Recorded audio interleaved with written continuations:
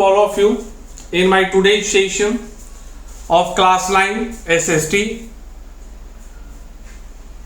chapter 2 geography physical features geography chapter 2 class 9 and the heading is physical features of India. Already we started the discussion over this chapter in which we studied about the structures over the crust available in our country. Like for an example, I told you that we can divide our country into few segments like Himalayan range, plain, plateau, desert, coastal plains and island, in which after having the complete discussion over Himalayan mountain, in which we studied in my yesterday's session regarding the information over Himatri, Himachal and Shivalik.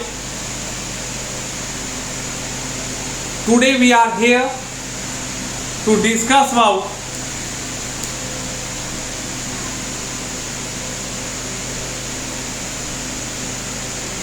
northern plains, plain region.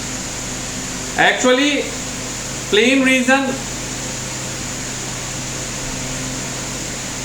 is also going to represent as northern plain region. जो मैदानी इलाका है, जैसे जब हम हिमालय की पर्वतमालाओं के बारे में पढ़े और हम लोग समझे, तो उसके बाद जो हम लोगों को पढ़ना और समझना है वो मैदानी इलाका है. लेकिन वस्तुतः है क्या?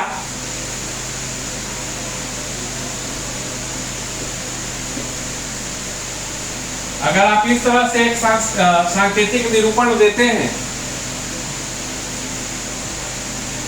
थोड़ा ज्यादा खराब हो गया, तो मूल तौर पर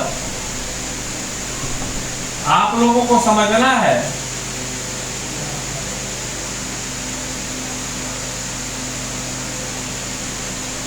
यह जो इलाका है भारत का, मतलब हिमालय की 3 पर्वतमालाएं और उसके बाद वह क्षेत्र जहां भिन्न भिन्न प्रकार की नदियां, गंगा, यमुना, इधर झेलम, सतलज, रावी, ब्यास इत्यादि नदियां प्रवाहित होती हैं. वस्तुतः जिन क्षेत्रों से वो प्रवाहित होती हैं उसे ही हम मैदानी भाग कहेंगे. That region is known or is going to be considered as plain region. Actually, in one line fact, we have to keep it in our mind that the approximate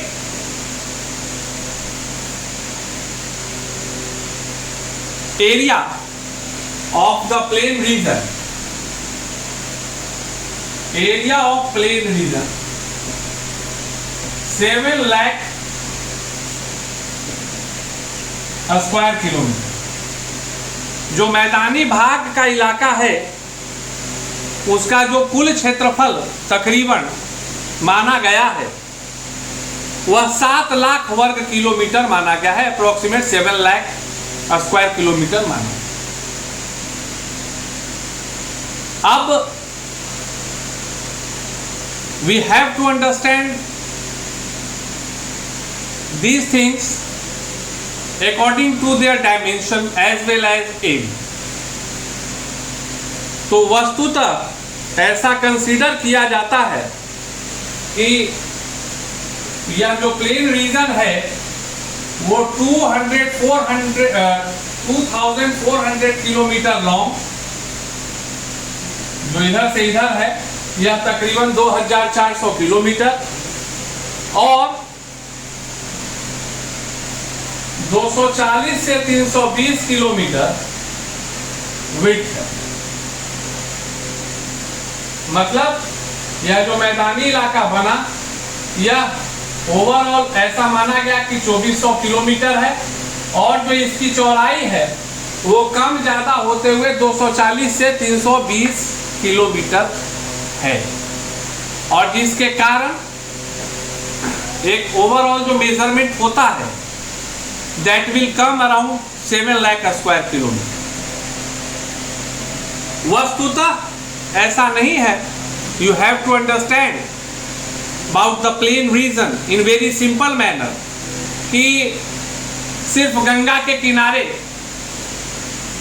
जो आसपास के क्षेत्र हैं वही मैदानी इलाका है, नहीं। हिमालय से जो नदियां निकलती हैं, चाहे वो सतलज हो, ब्यास हो, रावी हो, गंगा हो, यमुना हो, या नॉर्थ ईस्ट के तरफ से आने वाली ब्रह्मपुत्र, ये सभी नदियां जहां प्रवाहित होती हैं वह अपने आसपास के क्षेत्रों को प्लेन रीजन के तौर पे डिफाइन करती है, और इसके कारण ही पंजाब को दोआब भी कहा जाता है, क्योंकि वहां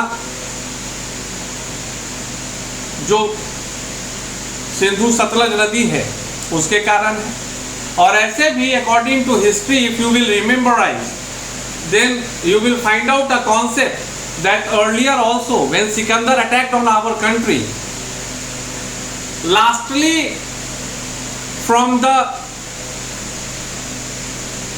bank of river Sindhu Sutlej वो लौट गए। तो इस चीज को हम लोगों को समझना है कि वह अभी मैदानी इलाका है, और सिंधु से लेके ब्रह्मपुत्र तक को समावेशित करने का ही परिणाम होता है कि मूलतः जो square kilometre area of the plain region है वह काफी इंक्रीज करेगा। This region is famous for the production of agricultural crops, जैसा कि मैंने कहा है, and due to that these regions, due to having the very high fertility capacity, this one is also going to be considered as a wish region। ये दुनिया के और देशों को उसके खाद्यान्नों की पूर्ति करने में सक्षम होगा। अर्थात अगर प्लेन रीजन की बात आती है तो आपको इसको 3 भाग में समझना है। Indus plain, Ganga plain and Brahmaputra plain. इस चीज को आप बखूबी याद रखेंगे कि जो मैदानी इलाका है, this one is going to be divided into 3 segments: Indus plain region, Ganga plain region and Brahmaputra plain region. इस चीज को आपको अपने दिमाग में बहुत अच्छी तरह से बैठा लेना।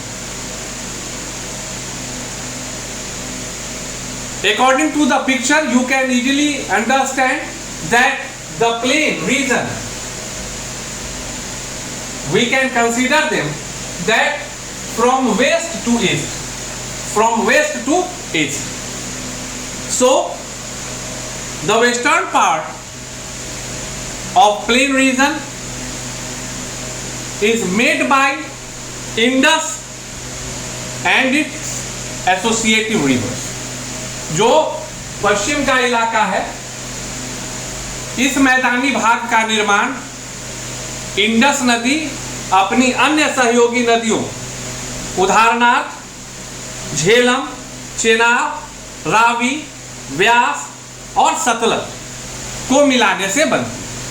तो ये जो 5 नदी है, पंजाब 5 नदी, तो वस्तुतः इस चीज को समझ लेना है कि इंडस जो है वो झेलम, चेनाब, रावी, व्यास और सतलज इन सभी को मिलाने से जो प्लेन रीजन बना, that will be going to be considered as Indus plain region, and the region formed with the help of Ganga, Yamuna and its associative rivers is going to be considered as Ganga region, and in the northeast segment, it means I am now talking about this one segment, northeast, उत्तर पूर्व भारत, जो ब्रह्मपुत्र एवं उसकी छोटी मोटी सहायक नदियों के मिलने से जिस मैदानी भाग का निर्माण होता है, that is going to be considered as Brahmaputra plain region, जहां आप लोगों को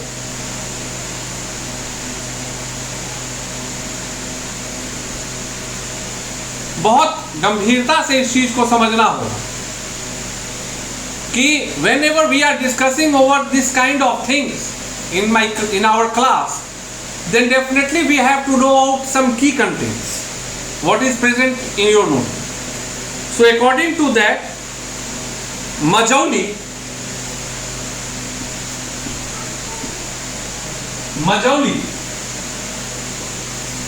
in the Brahmaputra river is the largest inhabited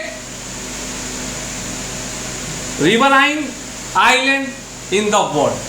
जो मजुली आइलैंड है वो नदी के बीच में बना सबसे बड़ा टापू है। कारण स्पष्ट है, इस चीज को समझो।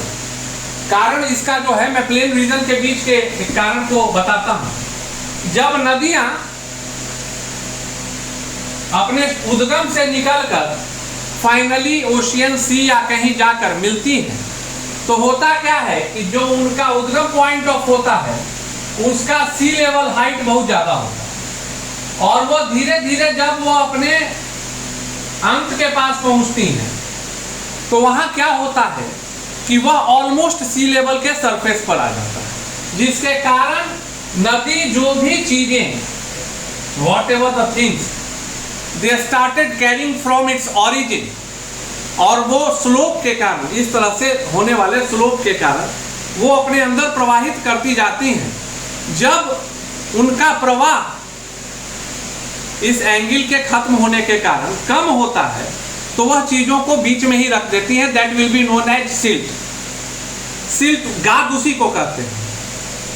और मिलने के पहले अब जैसे सुंदरवन डेल्टा है, आप जान रहे हैं, मतलब अब वहां से नदी जो है इसका प्रवाह आगे नहीं कर पाती, and due to that Sundarban delta is formed by the river Ganga and Brahmaputra joint. तो इस चीजों को हम लोगों को समझना होगा, and in my next session we will move toward another important things and we will discuss it later. Thank you.